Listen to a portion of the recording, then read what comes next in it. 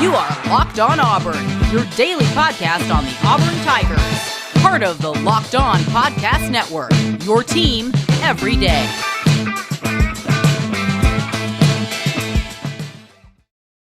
Yes, welcome on into Locked On Auburn, your daily Auburn Tigers podcast. I'm your host, Zac Blackerby, and joining us as he does every Friday, Justin Ferguson with the Auburn Observer. How are you, my friend? All right, man. How are you? I'm good, dude. I'm good. Congratulations on 1 year of the Observer thing. I thought that was a cool little note that you sent out earlier this week. Yeah, no, it's been awesome. For those of you who don't know, we launched the Auburn Observer on September 1st last year. And 1 year anniversary. Really cool seeing the amount of people who have joined up. We just got our 900th subscriber just before we started recording this, which is pretty cool. And I guess I can go ahead and do my plug here early. If you're not an Observer subscriber and you would like to be one, this is a perfect time to get on board, because not only is it week 1, but we're celebrating our 1 year anniversary by giving $1 off every month for our annual rate for your first year. So if you want to subscribe to Auburn Observer, auburnobserver.com, you can pretty much find it anywhere there, but you could also go to auburnobserver.com/anniversary and get it. And that is a full year for $48. So your first year is for $48 instead of the full $60 if you want to join up right now. Just trying to get some more people on board before the Akron game, and that'll run through Sunday night. That's right. And my favorite thing that you do, and I think a lot of people would agree with me with this, but your film rooms, those still coming out every Monday. Is that your plan here? Monday morning, it'll be there. We'll put it out Monday morning. So yeah. And for those of you who are subscribed, you got an email from me accidentally Thursday afternoon, because I accidentally sent out the Friday morning mailbag. So by the time you're listening to this, you definitely have had access to it. But everybody else, if you want to check out the mailbag today, because there's a lot of good stuff in it for the Akron game, auburnobserver.com, easiest way to get on board there. Yeah, I sat down Thursday afternoon to do some work, and I pulled up my email, and I'm like, "Did I miss this morning?" And then you should have seen me. You should have seen me in my apartment going like, "Oh no!" like, trying to, I'm like hitting the back button. I'm like, "Oh, hopefully I can." And then like before it gets done loading on my screen, my phone buzzes with me getting my own email that I accidentally sent to myself. Oh no! Yeah, so I was like, okay. But it was all right. It was all right. We may do it. A lot of people had some fun with it, so I appreciate that. I haven't read it yet. I'm still gonna treat it as if I got it Friday. There you go. That's what we want. Everybody just treat it like it's a normal Friday. There we go. Yep. So Jay Ferg, obviously, I've asked this question to everyone that's popped on the pod this week, and a lot of overlap. Some people saying different things. But what's the biggest thing to take away? What are Auburn fans supposed to be looking at Saturday, tomorrow, which is weird to say? Yeah. What are they supposed to be looking at when they're playing a team that is so bad? I mean, they don't do a lot of things very well at all. No, it's hard to find an area where Akron was not one of the 5 worst teams in the country in last season on both sides of the ball. So for me, I think the big thing is that you want to look clean, efficient, have some potential for explosiveness through the air and on the ground on offense. But we know that when you play, historically, when you play a really bad football team, offensively it can be fool's gold, because bad football teams are bad football teams. But defense, I mean, you're competing every week with the thought in mind that the best thing you can do is pitch a shutout and have a really good game. Yeah. So if the defense does a really good job against Akron on Saturday, I think that, history tells us that travels well. That lasts for a season. So I think offensively, don't expect them to light the world on fire. If they do, great. But I think just be balanced, be efficient, be explosive at times, run things cleanly, I think is going to be the big thing there. And on defense, I think my big thing I'm interested in seeing is we've talked so much this offseason about the pass rush and how Auburn's got to generate a much better pass rush, get off the field on third downs. Perfect opportunity to do this. Akron surrendered the 3rd most sacks per game last season of anybody in the FBS. Like I said, it's hard to find something they were not the worst at, or among the 5 worst at in the FBS last season. Can you do that on a consistent basis? And how many ways do you do it? With your edge guys, with your defensive linemen, blitzing your linebackers, throwing in some defensive backs in the mix. Let's see how creative Derek Mason gets and see just what this new look defense can do and getting pressure on the quarterback. Because I think that's the one big question. If they can consistently get after the quarterback this year, this has potential to be one of the best defenses in the SEC. But then the question is, like, how creative should Derek Mason be? I mean, a lot of teams know exactly what Auburn's going to do. I guess in theory, none of them do. You can look at what he did at Vanderbilt, and you can look at, some of the traits that these Auburn players have, but we don't know exactly, what these tendencies are going to be, especially from like blitzing perspectives. Like, what do they do on 3rd and long and 3rd and short and things like that? So it's like, do you want to show Penn State, LSU, and Georgia that over, the first month of the season? That's an interesting conversation. But also, like, just to, be devil's advocate for another point that you said, how bad the offensive line for Akron was last year. They started 4 freshmen and then that upperclassman at center. So maybe they take a step. But I watched a lot of Akron this week, as I'm sure you did, and it's really bad football. It's really tough to watch. I'll be honest, I haven't watched a whole lot of Akron because you're probably happier. They're really bad. They're terrible. But their left tackle is a massive dude. I think he's like 6. They have him listed at 6'9". I don't know if I fully buy that, but he's a very big guy. His last name's Gray, I believe. But I mean, just looking at him, I mean, sure, he's big, but he is not quick. His feet are very, very slow. And so seeing him go up against a guy like Derek Hall or a guy like Eku Leota, I mean, it's going to be a problem. Like, it's going to ruin the football game on 3rd and 8+. I mean, they're not going to be able to slow them down at all unless they put a tight end back there or something like that. It's going to be really bad. And then in the middle, you've got guys like Colby Wooden and Marcus Harris. Colby Wooden telling us this week, I love playing on the inside because that's the quickest way to get to the quarterback. I mean, his mindset there, I think, is really, really good. This is a fast defense. And so, with the speed, I mean, I don't expect on the offensive end for Auburn to be flawless. I think there's going to be some bumps. I think there's going to be some errors and issues that come with changing so much and everything so new for this team. But I think on defense, I mean, they have been ahead of the curve pretty much all season, all off season, and I expect Auburn to really, really put it on Akron on the defensive side of the ball. And the big thing for me is, can you get a consistent pass rush? They've got a quarterback in Cato Nelson who's solid by MAC standards. I think he's okay, actually. I think he's not why they're bad. No, and 2 years ago he's every year he started there at Akron. He didn't play there last year. Every year he started for Akron, he's just, I mean, for a MAC quarterback, he is fine. He is a fine quarterback. So, great name. Absolutely. You've got a dude who is going to be smart, I think, and experienced and kind of been through the fire before. So, like, he's not going to be a total pushover. But I do think that this defense, I'm very much looking forward to seeing how they get to the quarterback, and how often they get to the quarterback, because that's something I think can last throughout the season. We saw in 2017, Auburn absolutely obliterated Georgia Southern in week 1. A lot of tackles for loss, a lot of sacks in that game, right? And that became the tone of that defense. They might not have been play over play as dominant as maybe the 19 team was on defense, but they created a lot of havoc with guys like Jeff Holland, Derek Brown, Marlon Davidson stepping up in big ways that year. So I think that this could be a tone setter for that group on that side of the ball. Today's show brought to you by our friends at Built Bar, the best tasting protein bar ever. Tons of different flavors. You can go to built.com today. Use promo code LOCKED15 at built.com, LOCKED15 to get 15% off your order. Hey, and if you hear all these flavors and you look at them and you don't know exactly which ones to try, they've got a box where you can kind of mix and match some things and kind of get 2 of each of their original 9 flavors for 18 bars there. Highly recommend that. Built.com. Use promo code LOCKED15 for 15% off. That's at built.com.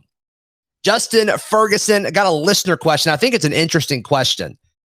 Scotty P in the Locked On Auburn Discord asks, oh gosh, where is it? Here it is. Assuming the starting 22 versus Akron is the same 22 starters versus Penn State, except for one position, who is that player and why? So if you had to single someone out, who is a starter against Akron that is no longer a starter for the Penn State game just 2 weeks later?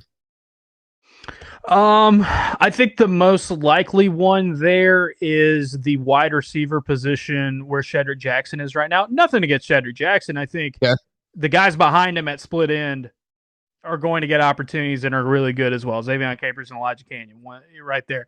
So I think it's going to be one of those things where the first couple of games of the season, who is the best at that position right now? The consistency, the veteran savvy of Shedrick Jackson got him the starting job. But if Xavion Capers or Elijah Canyon had really good games, and I guess the same could go for Kobe Hudson behind Demetrius Robertson, Malcolm Johnson Jr., Tavares Dawson, any of those wide receivers. But I think that split end spot, I think that's the most competitive and most even group on the team. You could say left guard or right guard, but they've got co-starters there. You could look at different other. I think defensively, you kind of know where you're going to be for most of those spots. So I'm looking at split end. And it could easily be Shedrick Jackson still, being their guy because of his experience. But I think that is the most last Saturday's open practice that we saw. That was the group that rotated the most, and we saw a lot of guys working with the ones there. Right. I think that's going to continue into the first couple of games. I'm interested. I'm surprised that you said one of them, and I think it's a great answer. But I'm a little surprised you didn't go with one of the positions that has the or next to it, which are the two guard spots, right? Yeah, I think, honestly, from my perspective, Council at left guard, Jones at right guard, that is Auburn's best look. I think that's Auburn's best. Especially no Tayshaun Manning in that lineup. Right. And I only say that to say this. I think Keandre Jones is one of your 5 best linemen. Yeah. And we knew somebody on that offensive line was not going to, there were going to be 2 starters from last season who weren't going to start this year. Right. And for it to be Manning and for it to be Alec Jackson, it's not necessarily one of those things where I'm just downing them. But I think the talent, pure talent, I think Keandre Jones has got it compared to maybe the most talented offensive lineman of that starter group right now. And I also think Brandon Council, playing him at left guard, if you're going to go under center quite as much as Auburn's going to do this year, yes, protecting the blind side is important all the time. In the if you're doing a ton of shotgun, it kind of balances that out. But if you're going to go under center, you want that left side to be really, really strong. So moving Council over there at left guard, he's their best pass protector. He was, their pass protection was not the same after he got hurt last season. So I think keeping him at left guard's big. So I would not be surprised. And in fact, I would probably bank on Troxel, Council, Brahms, Jones, Ham being the starting lineup we see again in week 3 against Penn State. Yeah, and I just want people to understand what you just said. So the difference, right, is when you're in shotgun, the quarterback is able to look. He's squared up. Yep. Yeah. And when you're under center and he's dropping back into a pass, whether it's a 3-step, 5-step, 7, it doesn't matter what it is, his back is then faced. You are facing one direction, so you're not squared up. So that's what Justin's saying there. I think it makes a whole lot of sense. Yeah. My answer to the question is Troxel. I think Troxel has a chance to not be a starter when it's all said and done against Penn State. Okay, I mean, and that's the thing is that he's pretty much been the number 1 guy at left tackle all through. I don't trust the durability, Justin. I don't trust his knees, and I hate that. I hate labeling a guy as that way, but it's just so hard to be in the trenches consistently in the SEC for any position, but he just had a hard time staying healthy. He has. This is the longest stretch of health that he has had in his career, which I think is a good thing. Yeah, absolutely. Yeah, which I think is a good thing because I think talent-wise, he was one of the Auburn's best offensive tackle recruits they've had in the modern era. Yeah. You just got to stay healthy. So, yeah, right. I mean, that offensive line is going to be key because I think that's where, even if they don't start, having Alec Jackson, having Tayshaun Manning is very key because then if you can move a guy like Council around and readjust there, maybe Zaire is the guy at left tackle. You feel, if something happened to Troxel, you could bring him back up easily. But I think having that depth is going to be very, very big for them this year. Do you think the 2 tackles are slotted? Do you think Zaire is the left tackle if something happens and Coffee is the right tackle, or do you think there's one that could be? Okay, you think they're specific? No, I think they could play both. Yeah, Zaire's more of the pass protecting type, which makes left tackle a little bit more good for him. Coffee, Brandon Coffee is an interesting character to me in all this because if you go back and watch his JUCO film, he is mean as heck, especially run blocking. I mean, he puts people in the dirt and buries them. And so you look at that, and again, like I said, you want both sides of the line to be good at pass protecting, and you want them both to be good at run blocking, absolutely. But if your left sides are really good at pass protecting, and that's something that they can specialize in, left for lack of a better term, that right side of the line, I think Jones and Ham can move some bodies. Those are huge humans, that especially in the running game. And you go back to last season when they were together on the field at the same time, Auburn could really run well on the right side with them. So I think Coffee fits right in if anything happens on that right side. With all of the coffee shops that have popped up in Auburn, how is none of them called Brendan Coffee for an NIL deal? That makes no sense to me. I guess they're waiting for him to be a starter. I don't know, man. Give the offensive lineman some love. Yeah, I agree. Give the offensive lineman some love. There's so many. There are. Hey, this is a Brandon Council podcast, though. Just throwing that out there. Today's show brought to you by our friends at betonline.ag. It's time to get those bets in. It's time to get in on the action. Game day is finally here. Head to the website, betonline.ag. You can use your mobile device, use your computer, doesn't matter what it is, and sign up, and you can get a 100% welcome bonus on that deposit. All you have to do is use promo code Locked On. BetOnline, your online sportsbook experts. Jay Ferg, the game hasn't started yet, but as the time of us recording this, but enough has happened in the bounce house tonight where a lot of folks tweeting about and talking about Bruce Pearl in UCF gear on the sideline supporting Gus Malzahn. What are your thoughts on that? First of all, not surprised at all. Those two guys are really close friends. Yeah. And that's going to be something that I think lasts a lifetime. That connection and that partnership doesn't matter where they are. Yeah. Physically, I think those guys are really, really close, and it's cool to see. It's cool to see Bruce supporting Gus. I know that's knowing Gus. I know that's very special to him. To see that. Number two, I don't know all of what's going on down there, but I do know Auburn's got quite a few, basketball recruits in the Orlando area that they're going after. So it's a really good timing thing. I think you killed two birds with one stone. They're going after guys like Jerace Walker out of IMG. There's, you can always go find dudes at Montverde that they want to recruit, not just in this 22 class, but 23, 24 and beyond. So yeah, I think, Bruce Pearl's a smart man. He knows how to recruit really, really well. And very loyal to his friends. And I think it's really cool to see. I don't know how the Auburn fan base is going to react to Gus having success this year or supporting him or whatnot, but I think there's going to be a lot of people like Bruce that are wanting to see him succeed, and they're going to rally behind him. I think him going down there to support Gus is genuine. So what I'm about to say, I don't want to take away from that. I think it's very genuine. I believe their friendship, but Bruce Pearl is a genius. It is the opening weekend of college football. And he has us talking about the Auburn basketball program with him. And they're recruiting. Yeah, 100%. It's that I wouldn't be shocked that the game hasn't started yet, but I would not be shocked if he got in that booth and talked. Or at least they show him on the sidelines or something. Totally. I mean, that guy is a recruiting genius. He is a marketing genius. So I am all about it. I am all about it. So yeah, good move by Bruce. And a cool move to see. I mean, I like it. Both of those guys personally, I really enjoy covering him. Covered Gus and still covering Bruce. Yeah. So it's really cool to see them supporting each other. I think it's great. Justin, pivoting back to football, just kind of one last talking point before we go into the Auburn football season, which is so exciting. But what do you expect to see regarding quarterback rotation and snap count tomorrow? And what should Auburn fans look at? What do you think certain things mean? I know that's purposely open-ended of a question, but I just want your general thoughts on it.